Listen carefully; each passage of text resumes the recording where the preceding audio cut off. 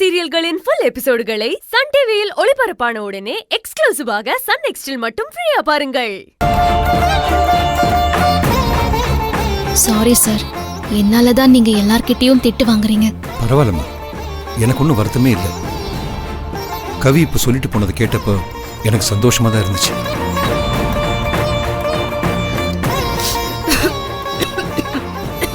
என்னமாச்சு, இரும்புற? நேத்து மழையில நனைஞ்சதுனால காலையில இருந்து லேசா இருமல்.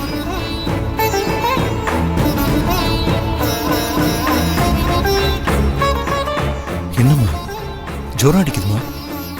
ஒரு நிமிஷம்மா.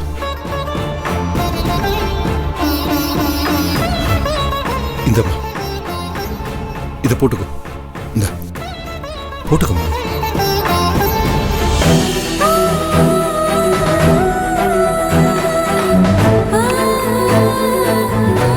ரொம்ப தேங்க்ஸ் சார். அப்பாக்கு யாராவது தேங்க்ஸ் சொல்லுவாங்களாமா? நீ என்ன உன் அப்பாவை நினைச்சுக்கோ, தேங்க்ஸ்லாம் சொல்லாது. உடம்பு பார்த்துக்கோ. நமக்கும் இவருக்கும் பெருசா எந்த சம்பந்தமும் இல்ல, ஆனா நம்ம மேல இவ்ளோ பாசமாவும் அக்கறையாவும் இருக்காரே.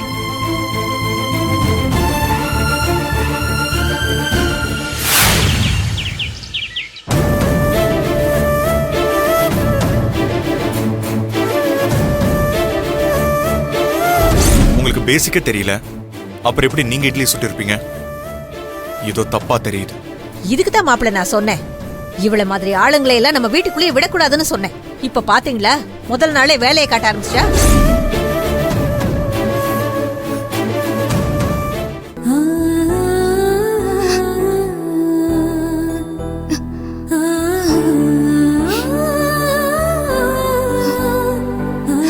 இப்ப எதுக்கு அழுதுட்டு இருக்கீங்க? இல்ல சார், நான் அழல, கண்ணுல தூசி விழுந்துருச்சு அதான். ஏன் இதுலயும் போய் சொல்றீங்க? காலையிலயும் இப்படிதான் தனியா நின்னு அழுதுகிட்டு இருந்தீங்க, இப்பவும் தனியா உட்காந்து அழுதுகிட்டு இருக்கீங்க. உங்களை என்னால புரிஞ்சுக்கவே முடியலையே. நீங்க நல்லதும் பண்றீங்க, பொய்யும் சொல்றீங்க. உங்களை நம்பறதா நம்ப கூடாதான்னு தெரியல. அப்படியெல்லாம் சொல்லாதீங்க சார், நீங்க என்ன தாராளமா நம்பலாம். எப்படி நம்புறது?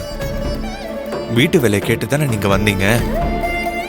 நான் உங்களை முழுசா நம்பி தானே ரெக்கமெண்ட் பண்ணேன். இப்ப பார்த்தா உங்களுக்கு ஒண்ணுமே தெரியல. வேலையே தெரியாம யாராவது வேலைக்காரியா வருவாங்களா? உண்மையிலே உங்களை பார்த்தா இப்ப எனக்கு டவுட்டா இருக்கு. வேலை தெரியாதுதான், ஆனா வேலைக்கு சேர்ந்து கொஞ்சம் கொஞ்சமா கத்துக்கலான்னு தான். அப்போ நீங்க இத முதல்லயே சொல்லிருக்கலாம்ல. தப்புதான், என்ன மன்னிச்சிருங்க சார். வேலை கிடைக்காதோங்கிற பயத்துல நான் சொல்லாம விட்டுட்டேன். Sorry sir. நீங்க அனாதன்னு சொன்னீங்களே, அதாவது உண்மையா இல்ல அதுவும் வேலையில சேரணுங்கிறதுக்காக நீங்க சொன்ன பொய்யா? ஏன்னா உங்க மேல எனக்கு நம்பிக்கை குறைஞ்சுக்கிட்டே இருக்கு. உண்மையிலேயே எனக்கு யாரும் இல்ல சார். சத்தியமா? கட்டின புருஷன் கூட நான் இப்ப வாழல, அப்பா அம்மாவும் இல்ல, அப்ப எனக்கு யாரும் இல்ல தானே.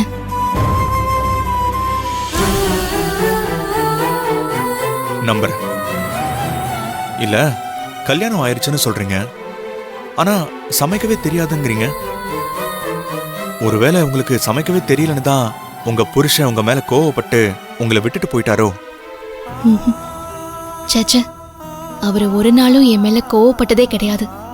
ஆக்சுவலா நான் தான் அவர் மேல நிறைய தடவை கோவப்பட்டிருக்கேன். அதையெல்லாம் நினைச்சு இப்ப வருத்தப்படுறேன். என் புருஷன் மாதிரி ஒரு புருஷன் யாருக்குமே கிடைக்க மாட்டாங்க. ரொம்ப தங்கமானவர். எனக்கு சமைக்க தெரியாதுன்னு தெரிஞ்சுதான் என்ன அவர் கல்யாணமே பண்ணிக்கிட்டாரு. அப்போ கல்யாணத்துக்கு அப்புறம் டெய்லி ஹோட்டல்ல தான் சாப்பிட்டீங்களா? எனக்கு தான் சமைக்க தெரியாது, ஆனா அவரு ரொம்ப நல்லா சமைப்பாரு. அவர் சமைப்பாரா? சமையல்ல இருந்து எல்லா வேலையும் அவர் தான் பண்ணுவாரு. என்னை எந்த வேலையும் பார்க்க விடாம ஒரு குழந்தை மாதிரி வச்சு பார்த்துக்கிட்டாரு. உங்க மேல இவ்ளோ பாசமா இருந்தவரு ஏன் உங்களை விட்டு போனாரு? அவரு ஒரு நாளும் என்னை விட்டு போகணும்னு நினைக்கவே மாட்டாரு. ஏன்னா அவர் மனசு ஃபுல்லா நான் தான் இருக்கேன். அப்புறம் அந்த பிரிவு அவருக்கு தெரிஞ்சு நடந்ததில்லை சார். தெரியாம நடந்தது. எனக்கு புரியல. சில சமயம் விதி நம்ம வாழ்க்கையில விளையாடிடும். அப்படி ஒரு விளையாட்டுல தான் நான் என் வாழ்க்கையை தொலைச்சிட்டேன். சாரி, நான் உங்களை பத்தி தெரிஞ்சுக்கலாமேன்னு தான் கேட்டேன். ஆனா நான் அதை பத்தி கேட்டு உங்களை கஷ்டப்படுத்திட்டேன் போல இருக்கேன். அப்படிலாம் எதுவும் இல்லை சார். என்ன வேலையை விட்டு மட்டும் அனுப்பிடாதீங்க. நான் கொஞ்சம் கொஞ்சமா எல்லா வேலையும் கத்துக்கிறேன். உங்க ஹஸ்பண்ட் சமைக்கும் போது நீங்க கூட இருந்து பாத்திருக்கீங்களா? நிறைய வாட்டி அவர் சமைக்கும் போது அவர் கூடவே இருந்திருக்கேன். அப்ப நான் உங்களுக்கு ஒரு ஐடியா சொல்றேன். அது மாதிரி வேணா ட்ரை பண்ணி பாருங்க. கிச்சனுக்கு போய் உங்க 2 கண்ணையும் மூடிக்கோங்க. உங்க வீட்டுக்காரு சமைச்சத அப்படியே உங்க மனசுக்குள்ள ஒவ்வொன்னா ஞாபகப்படுத்தி பாருங்க. அத மைண்ட்ல வச்சு சமைங்க. கண்டிப்பா உங்களுக்கு சமைக்க வரும். சரிங்க சார், நீங்க சொன்ன மாதிரியே நான் சமைச்சு பார்க்கறேன். ட்ரை பண்ணி பாருங்க. அநேகமா சக்சஸ் ஆயிரும் தான் நினைக்கிறேன்.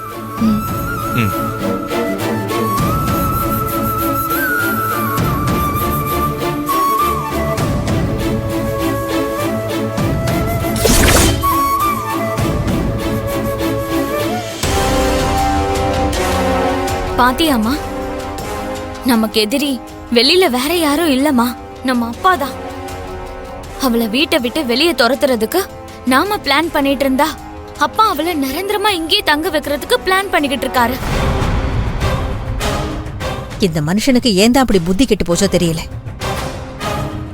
அவ எதுக்கு இங்க வந்திருக்கான்னு தெரிஞ்சும் இவர் அவளுக்கு ஏன் இப்படி சப்போர்ட் பண்றாரு? அம்மா, எனக்கு ஏதோ டவுட்டா இருக்குமா. எதுக்கு அப்பா அவளோட விஷயத்துல இந்த மாதிரி எல்லாம் நடந்துக்கிறாரு? அவளுக்கும் அப்பாவுக்கும் ஏதாவது சம்பந்தம் இருக்குமோ? அவருக்கும் அவளுக்கும் என்னடி சம்பந்தம் இருக்கும்? அப்புறம் ஏமா அப்பா அவளுக்கு சப்போர்ட் பண்றாரு? அவர் என்னமோ அந்த அஞ்சலி தியாகம் பண்ணி தான் உனக்கு வாழ்க்கை கொடுத்துருக்காரு நினைச்சுக்கிட்டு இருக்காரு.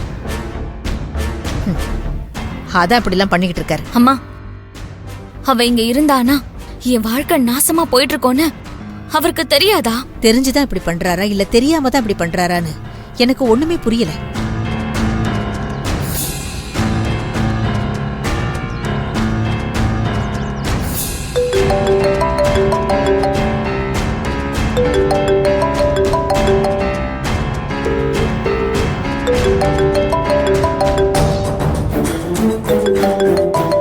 யாருமா?